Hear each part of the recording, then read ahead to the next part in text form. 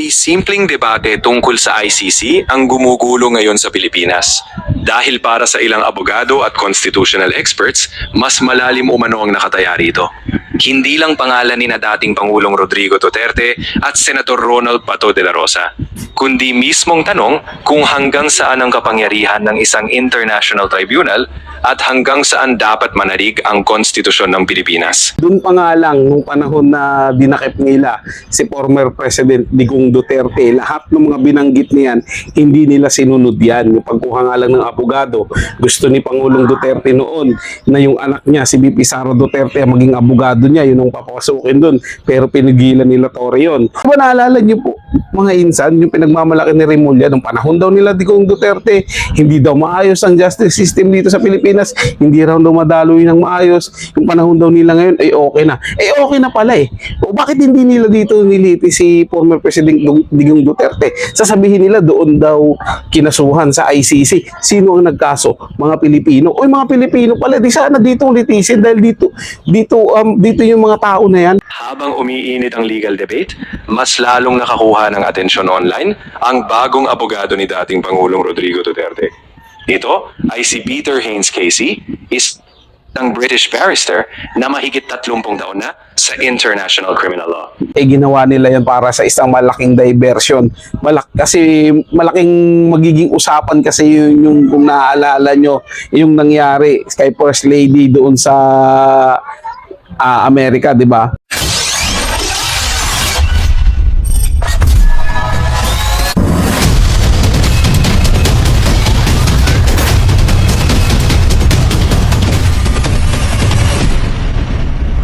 So yun ang mga insan, Reaction Insan po muling nagbabalik at ito pag-usapan po natin yung balita no, na si former President Digong Duterte ay pwedeng ma-acquit dyan sa ICC no, at pag nagkataon mga insan baka makauwi siya dito sa ating bansa. So bigyan natin ng reaction, pero ano pa lang yan mga insan in the first place hindi naman dapat talaga nandiyan si former President Digong Duterte sa ICC.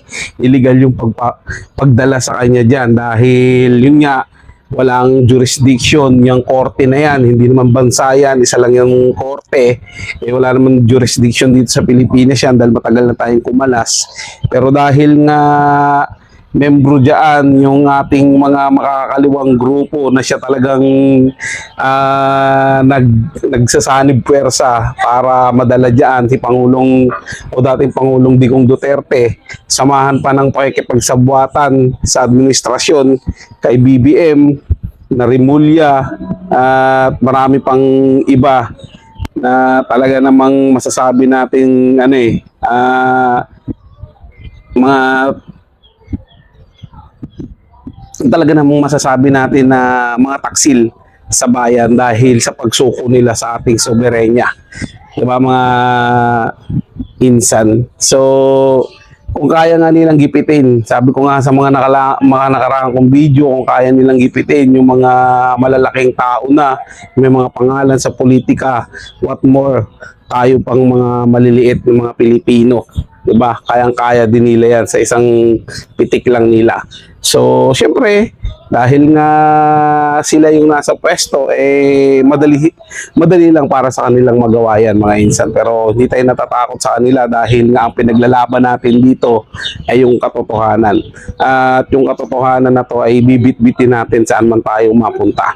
So ito na mga insan, para hindi natin masyadong humaba yung video na to, panoorin na natin at mag-react na tayo rito. Gayon din kung hindi pa kayo nakapag-subscribe dito sa ating channel, siyempre mag-subscribe po kayo. Libre lang naman yan mga insan. Kaya ito na, panoorin na natin to at magbigay na tayo ng reaction.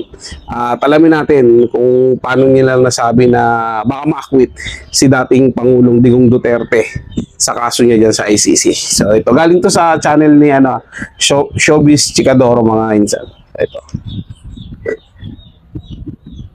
Hindi simpleng debate tungkol sa ICC ang gumugulo ngayon sa Pilipinas. Dahil para sa ilang abogado at constitutional experts, mas malalim umano ang nakataya rito. Hindi lang pangalan ni na dating Pangulong Rodrigo Duterte at Senator Ronald Bato de la Rosa, kundi mismong tanong kung hanggang saan ang kapangyarihan ng isang international tribunal at hanggang saan dapat manalig ang konstitusyon ng Pilipinas. Ayon sa legal opinion ni Lawyer Rob Rances, totoo raw na ang International Criminal Court o ICC ay hindi foreign court ng isang partikular na bansa Tama. tulad ng Amerika, Japan o Netherlands. Dahil isa itong international tribunal na binuo sa ilalim ng Rome Statute. Pero ayon sa kanya, hindi raw doon nagtatapos ang usapin. Dahil sa ilalim ng Philippine Constitution, ang ICC ay hindi bahagi ng Philippine Judiciary. Tama rin. Hindi ito nilikha ng konstitusyon, hindi ito nasa ilalim ng supervision ng Supreme Court. At ang mga warrant nito ay hindi raw automatikong kapareho ng warrant na inilalabas ng mga korte sa Pilipinas. Dito ngayon umiikot ang malaking debate. Pwede bang arestuhin ang isang Pilipino sa loob mismo ng teritoryo ng Pilipinas at i-turn over sa isang external Totoo, sige, tribunal hindi talaga nang mga hindi muna dumadaan sa buong judicial review ng mga Tama. lokal na Dapat korte? idaan mo Ayon sa mga korte legal ng observers, Pilipinas. kapag nangyari umano ito, posibleng maging spectator na lamang ang Philippine courts sa isang usaping may kinalaman sa liberty, sovereignty at due process. At kapag nangyari iyon, hindi na lang daw personal na laban ni Senador Pato ang usapin, kundi institutional issue na para sa buong bansa. Dahil ang magiging mensahe umano rito, pwedeng mauna ang external legal process bago pa makahabol ang judicial review ng Pilipinas. Ayon pa kay Rances, ang ICC mismo ay nakabatay sa prinsipyo ng complementarity. Ibig sabihin, huling option lamang umano dapat ito at hindi pamalit agad sa local courts ng isang Tama. bansa. Kaya kung gagamitin daw ang linyang, hindi foreign court ang ICC, para bigyang katwiran ang agarang pag-aresto at turnover, delikado raw itong president. Dahil sa halip na local courts muna ang unang sumuri sa ebidensya, due process at constitutional remedies, maaaring mauna ang surrender at saka na lamang hahabol ang judicial review. Ayon sa ilang abogado, kapag naging normal ito, posibleng magamit din umano sa mga future politically sensitive cases.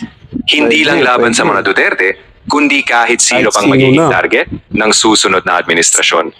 Kasabay nito, nagbigay rin ng matinding pahayag si retired Supreme Court Justice Noel Tijam. Ayon kay Tijam, ang ICC ay court of last resort lamang at hindi superior sa Supreme Court ng Pilipinas. Dagdag pa niya, mahigit 24 na taon nang umiiral ang ICC, pero marami pa ring bansang hindi miyembro nito, kabilang ang Amerika, China, Russia, India at Israel. Giit pa Kasi ni malakas Tijam, yung, wala ring ano, sariling justice police system force sa ang kanila. ICC at nakadepende lamang ito sa cooperation ng mga bansa.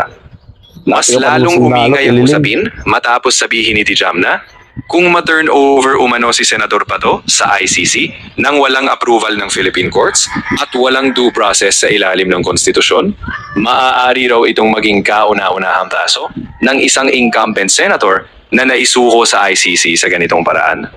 Ayon pa sa kanya, hindi raw tungkol sa mga Duterte lamang ang issue, kundi usapin ng sovereignty ng bansa. Samantala, pumasok din sa diskusyon si international law expert Melissa Loha. Ayon kay Loha, sa ilalim mismo ng Article 59 ng Rome Statute, dapat daw munang dumaan sa local court process ang pagpapatupad ng ICC arrest warrant. Ibig sabihin, may papel pa rin umano ang domestic courts ng isang bansa bago tuluyang ma-detain o ma-transfer ang isang inaakusahan. Kasama umano dito ang pag-check kung valid ang warrant, kung tama ang proseso ng pag-aresto, at kung naipaliwanag ng maayos ang constitutional rights ng inararesto tulad ng access sa abogado at due process. Dagdag pa niya, kung nasunod umano ng prosesong ito, pwede sanang magkaroon ng legal remedies tulad ng habeas corpus at appeals sa loob mismo ng Pilipinas. Ayun na nga ang problema ng mga insan eh. Doon pa nga lang, nung panahon na dinakip nila si former President Digong Duterte, lahat ng mga binanggit niyan, hindi nila sinunod yan. Yung pagkuha nga lang ng abogado, gusto ni Pangulong Duterte noon na yung anak niya, si BP Sara Duterte, maging abogado niya, yun ang papasukin doon. Pero pinigilan nila Torre yun. 'Di ba? Hindi rin nila dinaan si former President Digong Duterte sa ating korte. Bagkus, diniretso nila lahat ng proseso at hindi rin nila dapat dito muna didiligin ng kaso nun. Sa Pilipinas wala, diretso talaga sakay sa Eroplano, dire-diretso ng dahig yun. Tapos malaman-laman natin yung nagpondo nun, no, gumastos nun, yung ating pamahalaan. 'Di ba? Kung tayo, bakit tayo magpapaalipin sa isang korte na pinamumunuan ng mga foreigner? May sarili tayong korte dito. Di ba naalala niyo po, mga insan, yung pinagmamalaki ni Remulla nung panahon daw nila Digong Duterte, hindi daw maayos ang justice system dito sa Pilipinas, hindi raw dumadaloy ng maayos, yung panahon daw nila ngayon ay okay na. Okay na pala eh. O bakit hindi nila dito niliti si former President Digong Duterte? Sasabihin nila doon daw kinasuhan sa ICC. Sino ang nagkaso? Mga Pilipino. O yung mga Pilipino pala, di sana dito litisin dahil dito yung mga tao na yan, walang kinalaman yung mga banyaga. Doon na lang eh. Doon na lang mga insan, huwag na natin pag-usapan yung korte na yan. 'Di ba? Problema ng ating bansa dapat lutasin dito sa ating bansa. Bakit makikialam sila? 'Di ba? Yun lang yung mga insan eh. Bakit mo ibibigay yung isang Pilipino doon sa isang korteng banyaga na samantalang yung ikinakaso nila dito nangyari sa Pilipinas? 'Di ba? Yun na lang yung mga insan, hindi na natin kailangan maging abogado, maging matalino. Yun na lang mga insan, yun na lang intindihin natin. Kaso nga lang sila, sa sobrang talino nila, binabali na nila yung batas. Sila na mismo ang bumabali ng batas, sila na mismo nagpapakita doon sa kalokohang ginagawa nila. Hindi yan yung usapin mga insan na sinasabi nilang extrajudicial killing. Biruin mo 30,000 yung sinasabi nilang namatay doon sa AJK ng drug war. Pero nahihirapan nga silang kumuha ng testigo nila eh. Hindi po ba mga insan? O sino ba yung mga nagpakana dyan? Sino ba yung nagtutulong-tulong dyan? Kung babalikan nyo yun mga insan, makikita nyo na yung mga nagtutulong-tulong dyan, yan yung mga taong galit na galit kay former President Digong Duterte dahil hindi sila nakaporma nung panahon na Pangulo si former President Digong Duterte. Di ba? At pagkatapos yan, eto ngayon. Bukod sa pinag-initan nila sa VP Sara Duterte na gusto talaga nilang ma-impeach, matanggal para hindi talaga makakupong presidente, hindi makatakbo bilang presidente sa 2028. Ito naman ngayon, si Bato de la Rosa. 'Di ba? Yun naman ang gusto nilang hulihin. Kanina nga, may napanood akong bago ko gawin tong reaction video na to, napanood ko si Ma'am Arabis, isang content creator din at defender ng mga Duterte. Nag-react siya doon sa sinabi ni Jam Magno. Hindi daw ligtas pag may warrant of arrest ka dito sa Pilipinas. Totoo naman 'yon. Pero ang hindi makatotohanan doon sa sinabi niya is yung biruin mo yung ICC, yung yung warrant of arrest yung mga ICC dapat daw iserve talaga kay Bato de la Rosa at wag itago, wag takbuhan dahil nga daw may kaso siya. Hindi mo siya nag-iisip. Mga banyaga nga yun eh. At unang-una, didiretso nyo dun sa ICC na walang paglilitis dito sa Pilipinas. So, asan yung due process doon? Di ba? Ito kasi yan mga insan eh. Pag hindi pumapabor sa kanila at laban sa kanila yung mga nangyayari, sasabihin nila, ayan na, tumatakbo na naman kayo sa korte, ayan na, name-make use na naman kayo, hindi totoo yung pinagsasabi nyo. Ganyan yan sila mga insan. Pero pag pabor sa kanila, igigi talaga nila yan, dapat sumurrender si Bato de la Rosa. Di ba? Sukdulan man maging traidor sila dito sa ating bansa sa pagbibigay nila ng soberanya natin. Wala silang pakialam mga insan. Basta yung gusto nila magkaroon ng katuparan. Isa lang naman ang gusto talaga nila. Lahat ng mga kadikit sa mga Duterte napabagsak nila para tuloy yung paghahari nila. Tuloy ang pagkakamal nila ng mali-maletang pera. Diba? Ikita naman natin mga insan. May lumabas nga na listahan eh. Kung sino yung vlogger na binabayaran ng malaki. Di ba? At kasama nga, ikaw doon, di ba, Jan Magno? Ang laki pala ng bayad sa'yo. So, tuloy natin ito mga insan. Kasunod nito, may foreign observer ding nagsalita tungkol sa Article 59 ng Rome Statute. Ayon kay Shun Ferguson Fujiki, malinaw umano sa Rome Statute na kailangang iharap agad sa competent judicial authority ng custodial state ang isang taong inaresto sa ilalim ng ICC warrant. At ang local judicial authority umano ang dapat magsuri kung tama ang proseso ng pag-aresto at kung nirerespeto ang rights ng akusado. Tama. Habang umiinit ang legal debate, mas lalong nakakuha ng atensyon online ang bagong abogado ni dating Pangulong Rodrigo Duterte. Ito ay si Peter Haynes Casey, isang British barrister na mahigit 30 taon na sa international criminal law. Siya rin umano ang abogado na minsang natalo ang ICC Appeals Chamber sa high-profile case ni dating Congo Vice President John Pierre Bemba. Sa naturang kaso, na-overturn ang conviction ni Bemba matapos questionin ang paggamit ng command responsibility.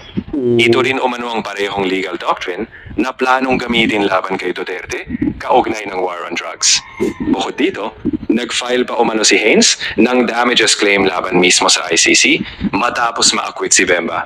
Kaya para sa ilang observers, hindi ordinaryong defense lawyer ang pumasok ngayon sa kampo ni Duterte, kundi isang abogado na matagal nang kabisado ang loob ng ICC system. Yun. Pero sa gitna ng lahat ng ito, isang foreign case ang lalo ngayong ginagamit na halimbawa ng mga kritiko ng ICC process. Ito ang kaso ni Libyan General Osama al-Masri sa Italy. Ayon sa foreign reports, inaresto si al-Masri dahil sa ICC warrant, pero kalaunan ay pinalaya rin matapos umanong makita ng Italian authorities ang procedural defects sa proseso ng arrest at surrender. Dito ngayon ipinabatay ng ilang legal analysts ang argumento na kahit may ICC warrant, hindi pa rin ito automatic na mas Tama. mataas sa domestic laws at constitutional safeguards ng isang sovereign state. Ayon pa kay Rob Rances, ginawa raw ng Italy ang hindi ginagawa ngayon ng ilang opisyal sa Pilipinas.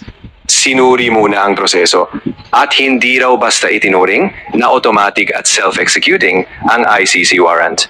Kaya para sa ilang observers, ito ngayon ang pinaka-importanting tanong sa buong usapin. Hanggang saan dapat manaig ang international cooperation at saan nagsisimula ang proteksyon ng Philippine Constitution. Dahil ayon sa ilang legal experts, kapag nasanay umano ang gobyerno na mauna ang external process bago ang local judicial review, hindi lang mga makapangyarihang politiko ang maaapektuhan sa hinaharap, kundi maging ordinaryong Pilipino. At sa oras na humina ang constitutional safeguards, ang natitirang depensa na lamang umano ng mamamayan ay ang mismong lakas ng mga korte ng Pilipinas.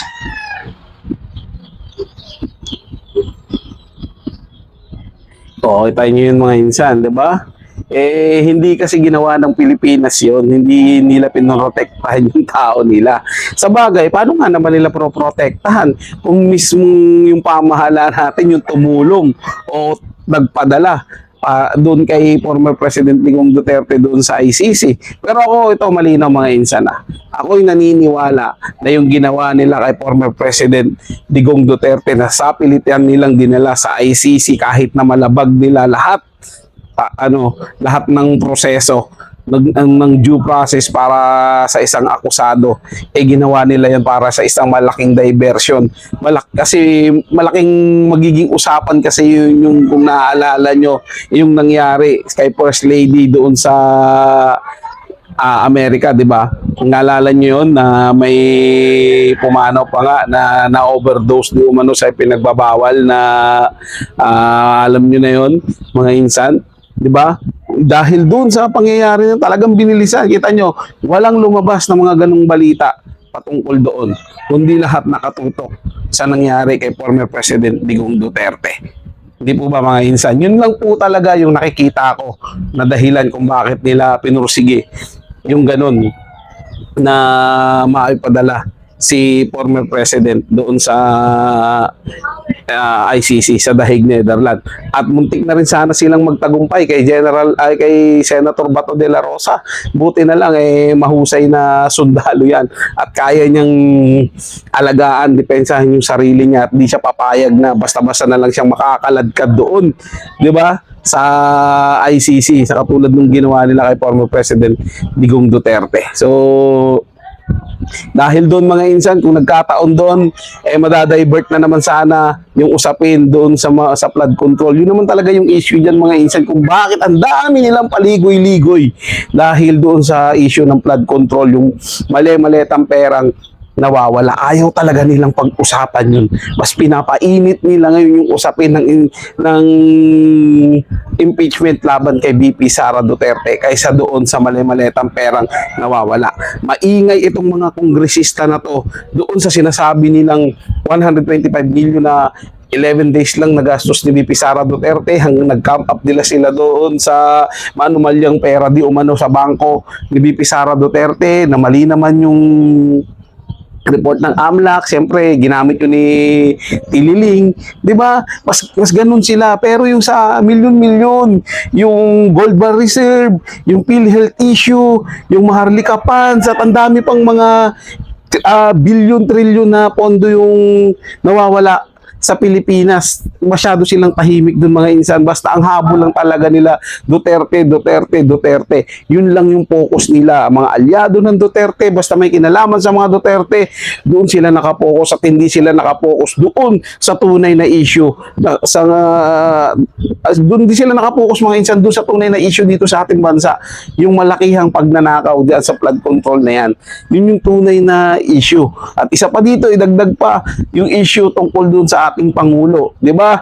Nag-request na nga yung Supreme Court na magpa-hair follicle itong si Pangulong Bongbong, kaso may abogado na tinututulan yan at ayaw nilang pumayag. So paano mapapatunayan ni Bongbong Marcos yung sarili niya na wala siyang hindi siya gumagamit, hindi siya ganun. 'Di ba? Kung patuloy niyong pipigilan yan. 'Di ba? Gusto niyo ng accountability. O ito na. Di ba? Ayan na. Bigyan nyo ng pagkakataon gaya nung gusto nyo mabigyan ng pagkakataon si VP Sara Duterte dun sa ibinibintang sa kanya dyan sa impeachment. O, ganun din sa Pangulo. Bigyan nyo rin ng pagkakataon na depensahan yung sarili niya o ipakita niya sarili niya na hindi siya gumagamit ng mga pinagbabawal ng mga kung ano-ano dyan. Di ba? Ganun yun mga insan. Kaya sana talaga, maaprubahan yung batas. Alam ko, may sumusulong na batas din na lahat ng mga politiko mag-undergo ng drug test, hair follicle test para malaman kung sila ba'y dati o active na gumagamit ng mga ipinagbabawal na substance. So, yun ang mga insan. Sana yung nagustuhan nyo yung ating tinalakay sa araw na to. At syempre, huwag nyo kalimutan na mag-subscribe dito sa ating channel. Ingat po kayo palagi. Paalam po.